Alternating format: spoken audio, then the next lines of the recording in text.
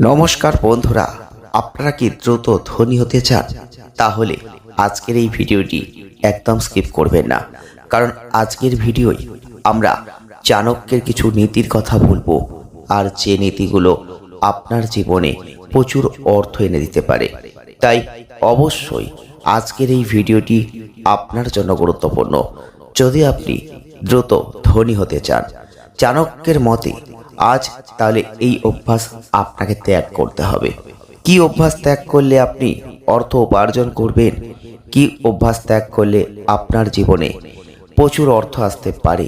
আজকের এই ভিডিওটির মধ্যে দিয়েই আপনারা জানতে পারবেন।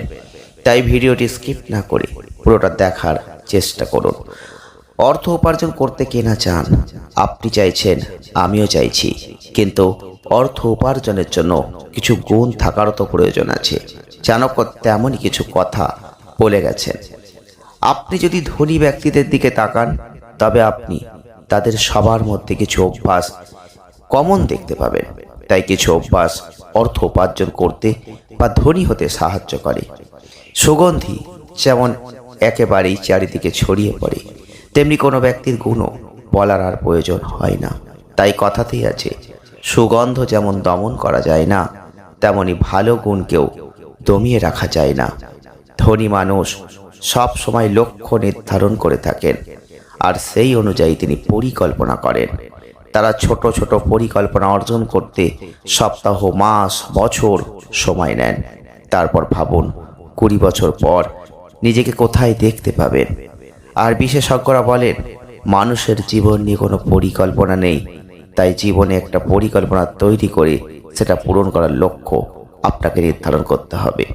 আর আচার্য চাণক্যের জ্ঞান গোটা বিশ্বেই সমাদৃত, কারণ প্রাচীন ভারতের সেই বিখ্যাত পণ্ডিত, যিনি একাধারে দার্শনিক ও কূটনৈতিক। আর চাণক্যের বাণী আজ অনেকের কাছে তাৎপর্যপূর্ণ। চাণক্য বলে গিয়েছেন, কিছু জিনিস আপনার জীবন থেকে মুছে ফেললেই আপনাকে ধনী হওয়া থেকে কেউ আটকাতে পারবে না। তিনি বলেছেন, অসৎভাবে কোনো কিছু গ্রহণ কোনো দিনও থাকে না। তাই অর্থের দিক থেকেও একই বিষয় আপনাকে মানতে হবে। যারা ভুল পথে অর্থ উপার্জন করেন তারা কখনো সফল হন না।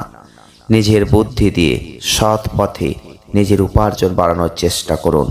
এতে আপনার কখনো টাকার পরিমাণ কমবে না। কারো ক্ষতি করলে হয়তো সাময়িক অনেককেই আনন্দ দিতে পারবেন, তবে পরবর্তীতে জীবনে এগোনোর পথে আপনার কাজে বাধা আসবে। তাই অন্যের ক্ষতি না করে নিজের দিকে মনোযোগ দেন, এতে আপনার সম্পত্তিও বাড়বে।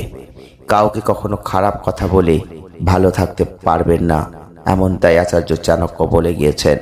তাই কেউ আপনাকে কটু কথা বললে নিজের মধ্যে নিজস্বতা বজায় রাখুন, এতে আপনার প্রতিপত্তি, সম্মান সব বাড়বে।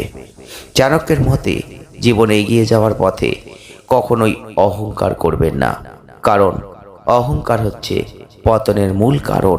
তাই এই অহংকার সম্পদ ও সম্পর্ক দুটোই ধ্বংস করে দেয়। মাথায় রাখবেন কথাগুলো। যদি জীবনে আপনি ভালো চান, অর্থ উপার্জন করতে চান, ধনী হতে চান, এগিয়ে যান সামনের দিকে। নিজের আত্মবিশ্বাস বজায় রাখুন। আমাদের চাণক্যের এই নীতি আপনাদের কেমন লেগেছে অবশ্যই কমেন্ট বক্সে লিখে জানাবেন। ভালো থাকবেন। ধন্যবাদ।